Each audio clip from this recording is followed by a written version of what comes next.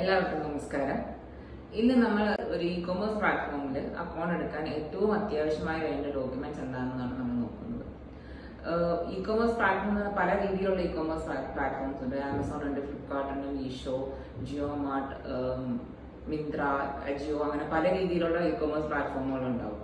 പക്ഷെ ഇതിലെല്ലാത്തിലും നമുക്ക് കോമൺ ആയിട്ട് വേണ്ട ഒരു ഡോക്യുമെന്റ് എന്ന് പറഞ്ഞാൽ GST സർട്ടിഫിക്കറ്റ് ആണ്. ഒരു വാലിഡ് ആയിട്ടുള്ള ഒരു റെഗുലർ ആയിട്ടുള്ള ഒരു GST സർട്ടിഫിക്കറ്റ് ഉണ്ടെങ്കിൽ മാത്രമേ ഇത് പല ഇ-കൊമേഴ്സ് പ്ലാറ്റ്ഫോമുകളിലും നമുക്ക് അക്കൗണ്ട് സ്റ്റാർട്ട് ചെയ്യാൻ പറ്റും. ഇതിൽ നിന്ന് വേർതിരിവുള്ളതാകെ മീഷോയ്ക്ക് മാത്രമാണ്. മീഷോയിൽ നമുക്കൊരു ഓപ്ഷൻ ഉണ്ട്, നമുക്ക് കേരളത്തിൽ മാത്രമായിട്ട് സെല് ചെയ്യണമെന്നുണ്ടെങ്കിൽ കോമ്പോസിറ്റ് GST മതി, അല്ലെങ്കിൽ GST ജസ്റ്റ് അപ്ലൈ ചെയ്താലും മതി. പക്ഷെ ബാക്കിയുള്ള എല്ലാ പ്ലാറ്റ്ഫോമുകളിലും നമുക്ക് റെഗുലർ ആയിട്ടുള്ള GST സർട്ടിഫിക്കറ്റ് ഉണ്ടെങ്കിൽ മാത്രമേ നമുക്കൊരു അക്കൗണ്ട് സ്റ്റാർട്ട് ചെയ്യാൻ പറ്റൂ. ഒരു GST സർട്ടിഫിക്കറ്റ് നമ്മൾ എടുക്കുന്നതിന് വേണ്ടി നമുക്ക് ഏറ്റവും അത്യാവശ്യമായി വേണ്ട ഡോക്യുമെന്റ് എന്ന് പറയുന്നത് നമ്മുടെ ആധാർ കാർഡും പാൻ കാർഡുമാണ്. പിന്നീട് നമ്മുടെ സ്ഥാപനം എവിടെയാണോ സ്ഥിതി ചെയ്യുന്നത്, അത് ഒന്നല്ലെങ്കിൽ റെന്റൽ ആയിട്ടുള്ള ഒരു ബിൽഡിങ്ങിലോ റൂമിലോ ആവാം, അല്ലാന്നുണ്ടെങ്കിൽ നമ്മുടെ ഓൺ ആയിട്ടുള്ള ബിൽഡിങ്ങിലോ അല്ല വീട്ടിലോ, അങ്ങനെ എവിടെ വേണമെങ്കിലും നമുക്ക് നമ്മുടെ അഡ്രസ്സ് കൊടുക്കാവുന്നതാണ്. സോ ഇപ്പൊ ഏത് അഡ്രസ് ആണ് നമ്മൾ കൊടുക്കുന്നത്, ഇപ്പൊ റെന്റൽ ആണെന്നുണ്ടെങ്കിൽ അവിടുത്തെ റെന്റൽ അഗ്രിമെന്റ്, ആ ഓണറുടെ NOC വേണം.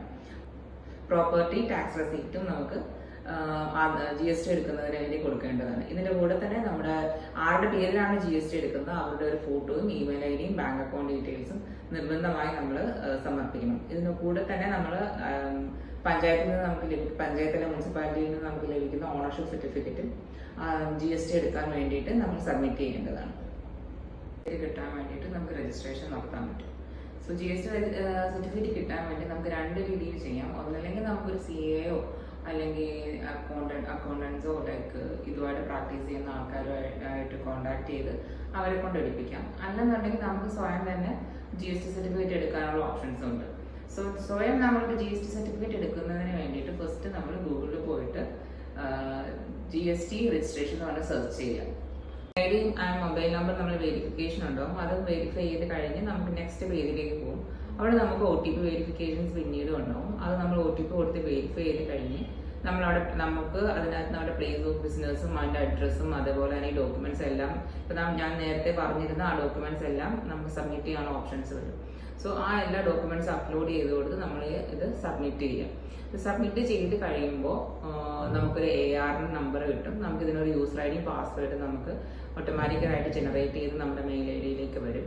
സോ അത് വെച്ച് നമുക്ക് ലോഗിൻ ചെയ്യാൻ പറ്റും. ലോഗിൻ ചെയ്ത് കഴിഞ്ഞ് നമുക്കൊരു AR നമ്പർ ഇതിനകത്ത് തന്നെ കിട്ടും. അത് കഴിഞ്ഞിട്ട് 2 വീക്സ് കഴിയുമ്പോൾ വേറെ ഇഷ്യൂസും കാര്യങ്ങളും ഒന്നും ഇല്ലാന്നുണ്ടെങ്കിൽ GST നമുക്ക് അപ്രൂവ് ആയി എന്ന് പറഞ്ഞ് നമുക്ക് മെയിൽ വരും. സോ നമുക്ക് ആ GSTയുടെ നമുക്ക് സർട്ടിഫിക്കറ്റ് നമുക്ക് ഡൗൺലോഡ് ചെയ്തെടുക്കാം. GST രജിസ്ട്രേഷൻ എന്ന് പറഞ്ഞ് നമ്മൾ സെർച്ച് ചെയ്യുമ്പോൾ നമുക്ക് ഇവിടെ government goods and service tax registration എന്ന് പറഞ്ഞിട്ടുള്ള ഒരു ഓപ്ഷൻ വരും. അതിൽ ക്ലിക്ക് ചെയ്യാം. അത് ക്ലിക്ക് ചെയ്യുമ്പോൾ നമുക്കിവിടെ രജിസ്റ്റർ, ഇതിപ്പോൾ രജിസ്ട്രേഷൻ ഓപ്പൺ ആണ്. ഇവിടെ രജിസ്റ്റർ എന്ന് പറഞ്ഞിട്ട് നമ്മൾ ഒരു വിൻഡോ നമുക്ക് ഓപ്പൺ ആയി വരും. ഇവിടെ നമുക്ക് നമ്മുടെ ഡീറ്റെയിൽസ് എല്ലാം ഇട്ട് കൊടുക്കാം. അതായത് ഇപ്പോൾ ടാക്സ് പെയർ ആണോ ടാക്സ് ഡിഡക്ടർ ആണോ നമ്മൾ ആരാണെന്നുള്ളത് നമ്മളിവിടെ ഇട്ട് കൊടുക്കുക. നമ്മുടെ സ്റ്റേറ്റ് ഏതാ ഡിസ്ട്രിക്ട് ഏതാ അങ്ങനെ ഉള്ള ഡീറ്റെയിൽസ് എല്ലാം കൊടുക്കുക. ഇമെയിലും നമ്മൾ കൊടുക്കുന്ന ഇമെയിലും മൊബൈൽ നമ്പർ നമ്മൾ വെരിഫൈ ചെയ്യണം. ആ കൊടുക്കുന്ന ഇമെയിലും മൊബൈൽ നമ്പറിലേക്കും ആയിരിക്കും പിന്നീട് നമ്മൾ GST ഫയൽ ചെയ്യുമ്പോൾ OTPയും കാര്യങ്ങളെല്ലാം വരുന്നത് അതിലേക്കായിരിക്കും. സോ നമുക്ക് കയ്യിലുള്ള അല്ലെങ്കിൽ നമ്മൾ എപ്പോഴും യൂസ് ചെയ്യുന്ന മൊബൈൽ നമ്പർ ഇമെയിൽ ID കൊടുക്കാൻ ശ്രദ്ധിക്കണം. പിന്നെ ഇത് കൊടുത്തു കഴിഞ്ഞിട്ട് നെക്സ്റ്റ് OTP വെരിഫിക്കേഷൻ ആണ്. സോ OTP വെരിഫൈ ചെയ്ത്